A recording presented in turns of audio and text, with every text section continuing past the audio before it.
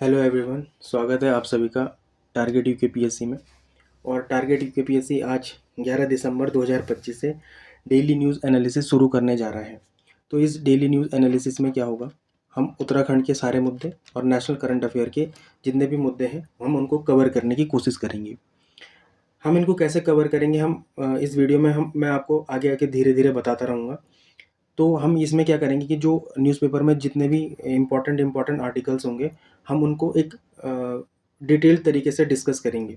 ठीक है, हम उनका पॉजिटिव इम्पैक्ट देखेंगे, हम उसका नेगेटिव इम्पैक्ट देखेंगे और उसमें क्या सुधार किए जा सकते हैं, मतलब जिनको हम इंग्लिश में वे फॉरवर्ड कहते हैं, वो क्या कर सकते हैं। हम तीनों ही चीज़ों को देखेंगे, जिससे क्या होगा, आपका जो मेंस आंसर राइटिंग है उसमें आपको हेल्प मिलेगी।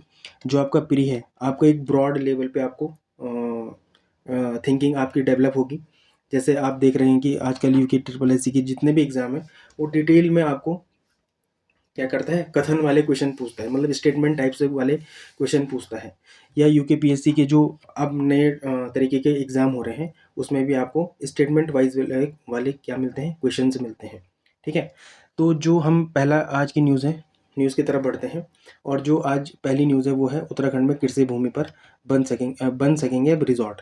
ठीक है, लगातार क्या करते हैं, हम एग्रीकल्चर लैंड को बचाने की कोशिश करते हैं, लेकिन उत्तराखंड गवर्नमेंट ने एक इनिशिएट लिया है कि क्या करेंगे, हम एग्रीकल्चर लैंड में रिजॉर्ट बनाएंगे। तो देखेंगे इसमें कौन कौन से इम्पैक्ट पड़ेंगे उत्तराखंड को, और क्या इसके वे फॉरवर्ड हो सकते हैं और क्या इसके पॉजिटिव इम्पैक्ट होंगे। ठीक है, फिर दूसरी न्यूज़ है हमारे पास जन विश्वास एक्ट। जन विश्वास एक्ट में हम ये देखेंगे कि छोटी छोटी जैसे अपराधों में हम क्या होता था हमें कि जेल हो जाती थी। अब उसमें सरकार गवर्नमेंट ने सोचा है कि आर्थिक दंड लगेंगे सब पे, मतलब इकोनॉमिकल जो दंड होंगे वो बढ़ाए गए हैं, और जो फिजिकल पनिशमेंट है उसको कम किया गया है। तीसरी न्यूज़ है कि यूनेस्को ने दीपावली को क्या बना दिया है, विश्व धरोहर की सूची में शामिल कर दिया है।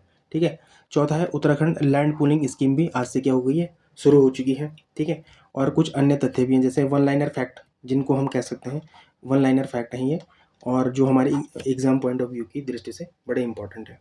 ठीक है, और आप क्या करें, हाँ एक इम्पॉर्टेंट बात यह है कि हर जैसे ये 4 टॉपिक है ना, इन 4 टॉपिक में, नहीं सॉरी ये इस टॉपिक में तो नहीं, लेकिन इन 3 टॉपिकों में क्या मेंस के क्वेश्चन है पीछे, अभी हम डिस्कशन करेंगे तो देखेंगे।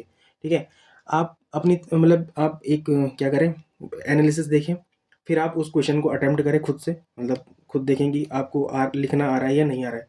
फिर आपको मैं क्या करूँगा, टेलीग्राम में एक मॉडल आंसर दूंगा, फिर आप उसके साथ क्या करना, उसको मैच करना और फिर देखना कि आप कितना सुधार कर पा रहे हैं। ठीक है, और एमसीक्यू क्वेश्चन भी होगा वहाँ पर, एक प्री का क्वेश्चन होगा, उसको आपको इसी वीडियो के कमेंट सेक्शन में उसका आंसर देना है।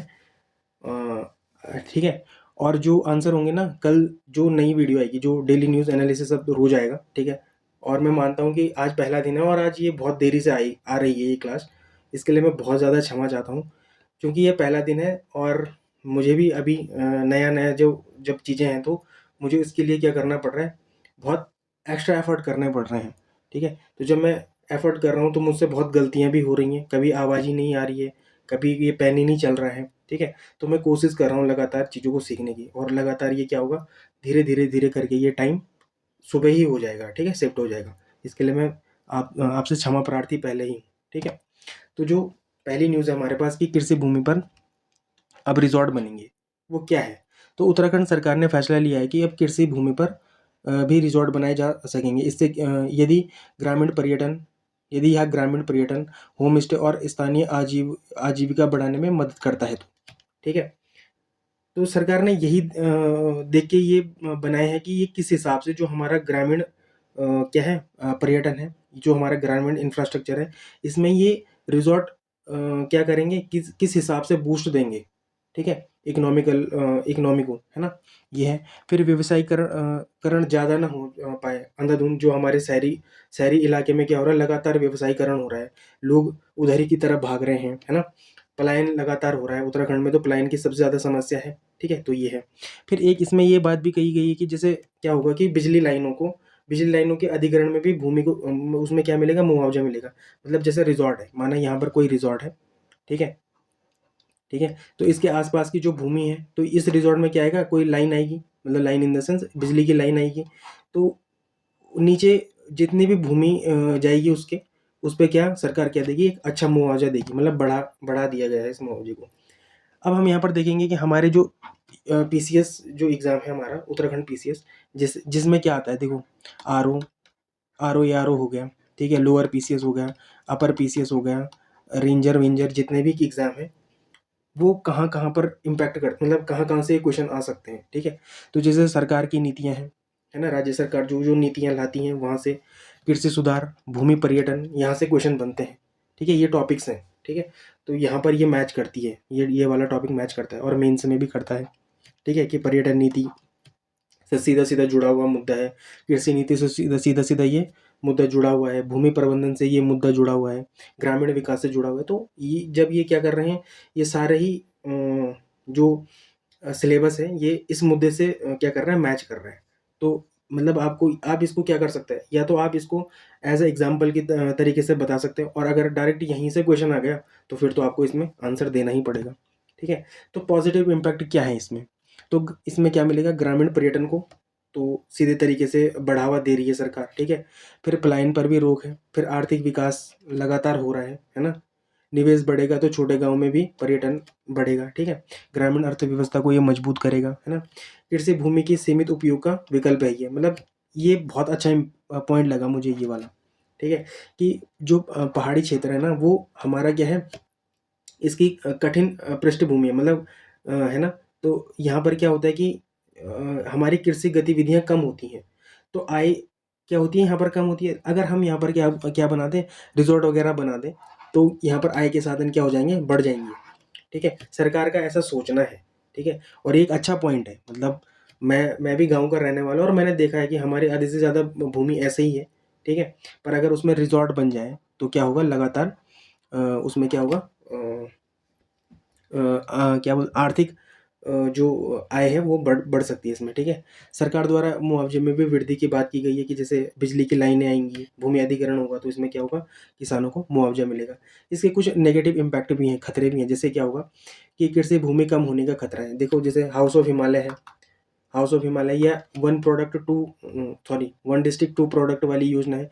तो इसमें क्या मतलब क्या होगा, इसमें दूरगामी अगर आप दूरगामी तरीके से इसको सोचे तो इन पे क्या आएगा, इन सब में एक नेगेटिव इम्पैक्ट आएगा, ठीक है। फिर पर्यावरण जोखिम तो आपको पता ही है ना, व्यवसायिक शोषण, कि बड़े निवेशक क्या करेंगे, किसानों से सस्ती भूमि तो खरीद लेंगे, और इससे क्या होगा कि जो जो छोटे किसान है वो क्या होंगे, वो हाशिए पर आ सकते हैं।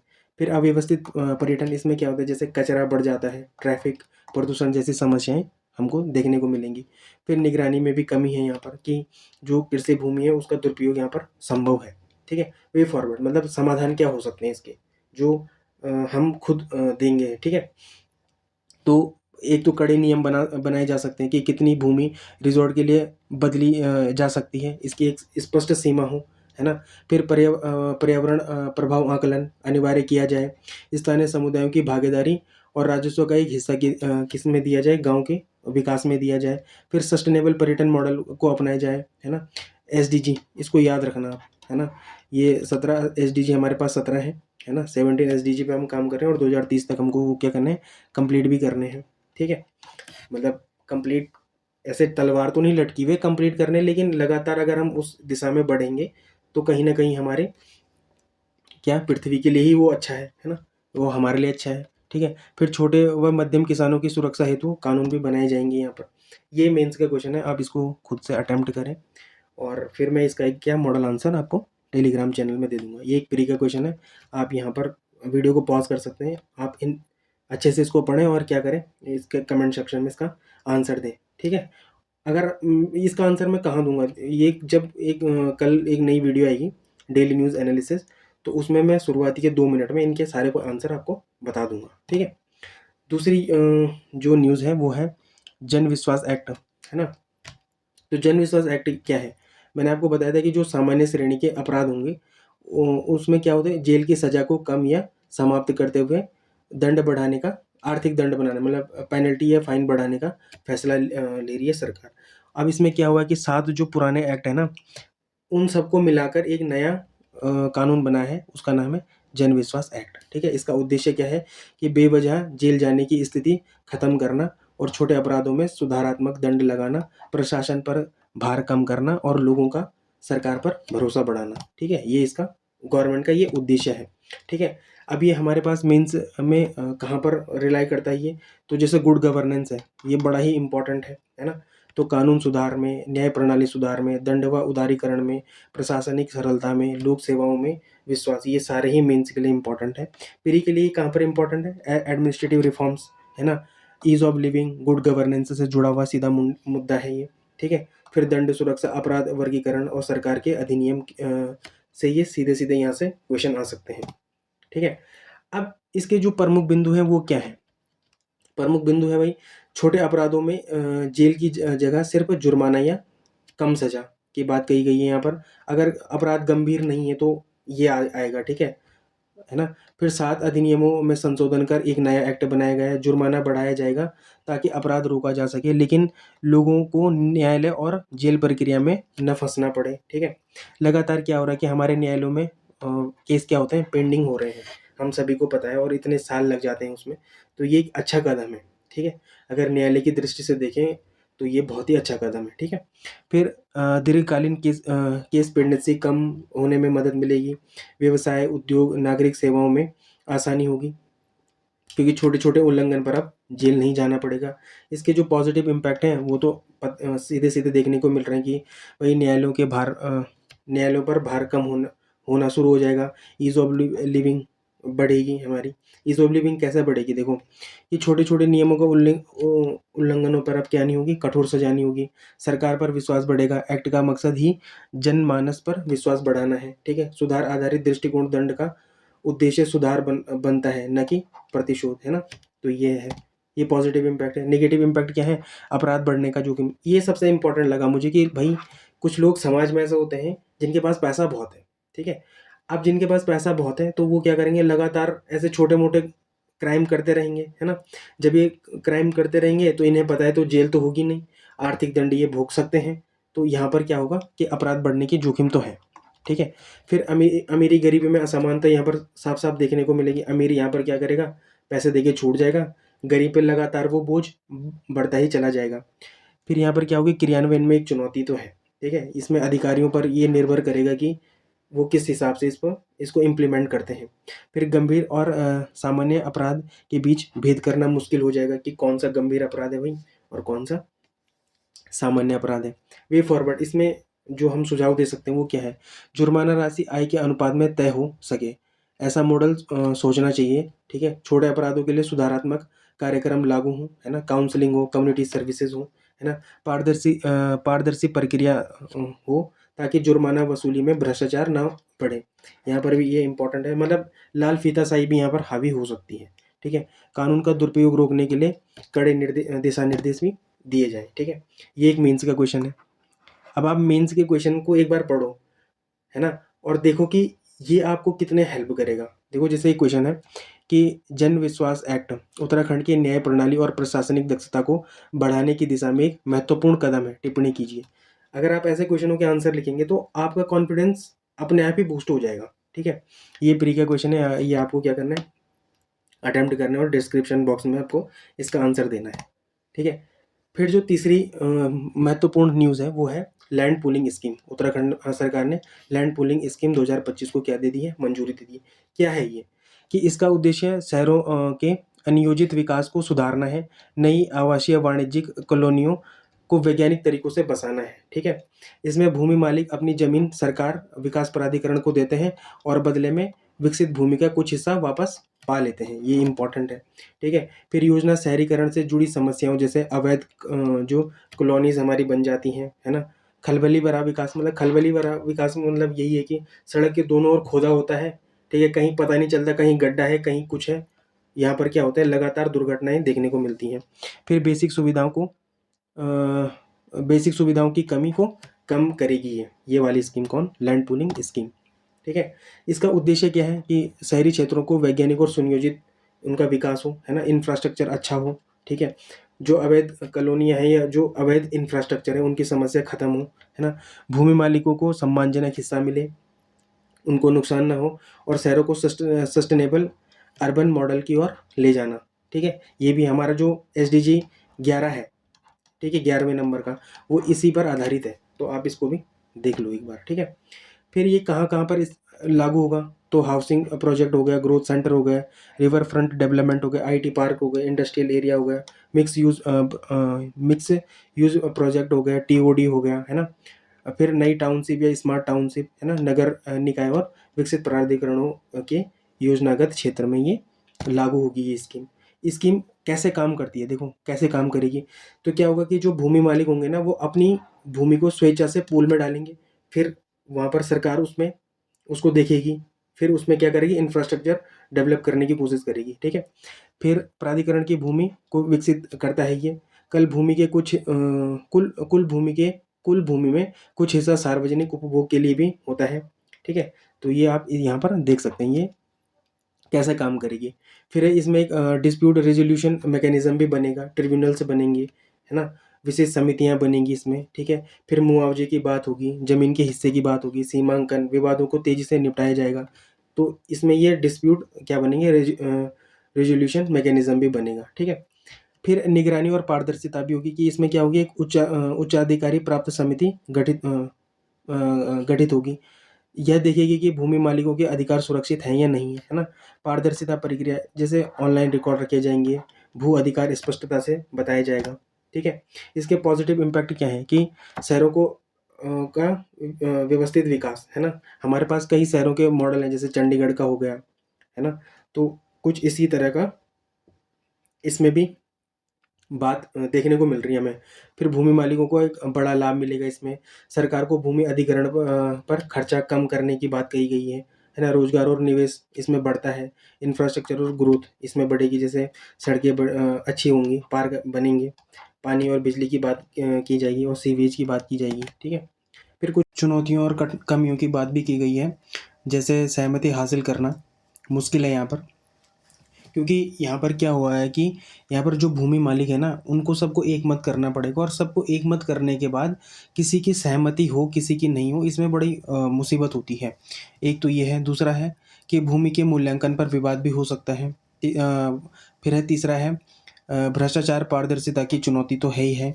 फिर ग्रामीण क्षेत्रों में लागू करना इसको थोड़ा सा कठिन है, क्योंकि यहाँ पर एक तो क्या सहयोग की कमी होती है, दूसरा जागरूकता की कमी होती है, और विश्वास की कमी भी अक्सर देखा गया है कि ग्रामीण क्षेत्रों में बड़ा ही चुनौती पूर्ण होती है।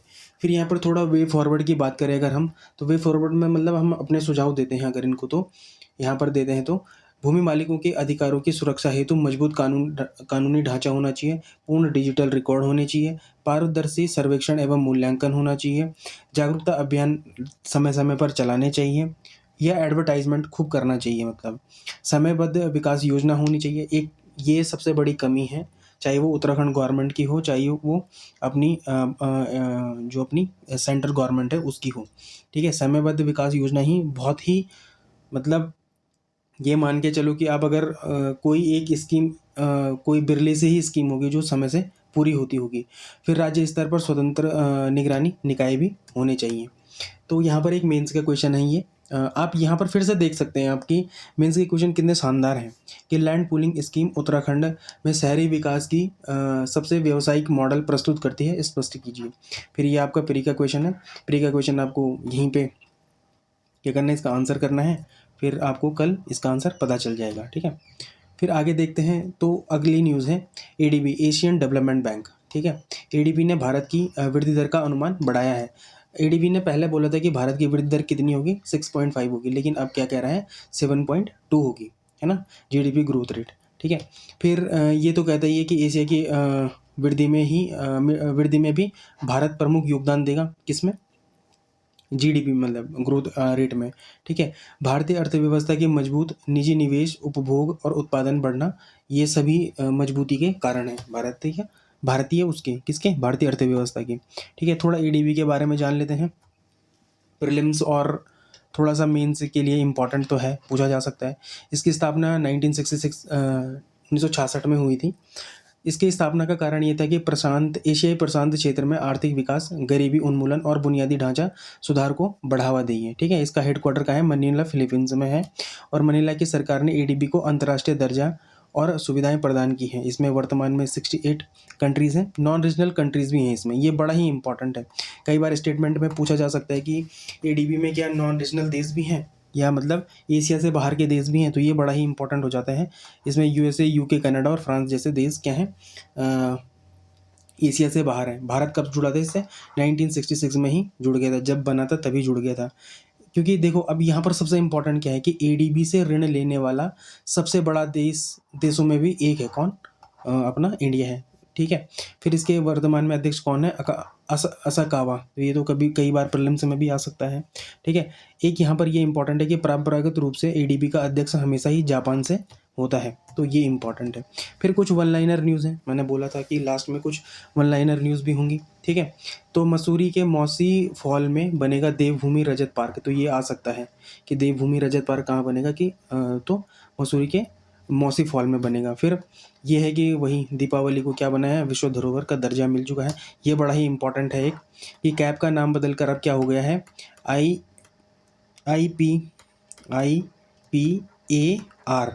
ठीक है, IPAR। ठीक है। इसका मतलब क्या है कि सेलाकुई स्थित सगंध पौध केंद्र जो कैब था, अब उसका नाम क्या हो गया, परफ्यूमरी एवं सगंध अनुसंधान संस्थान इसका नाम हो जाएगा। एक ये भी इम्पोर्टेंट है कि सीएम ने मेरी योजना पोर्टल उत्तराखंड और मेरी योजना पुस्तकों का क्या किया, लोकार्पण किया। तो आई होप आपको ये क्या बोलते हैं डिस्कशन बड़ा ही अच्छा लगा होगा, मैं उम्मीद करता हूँ। इसी के साथ धन्यवाद।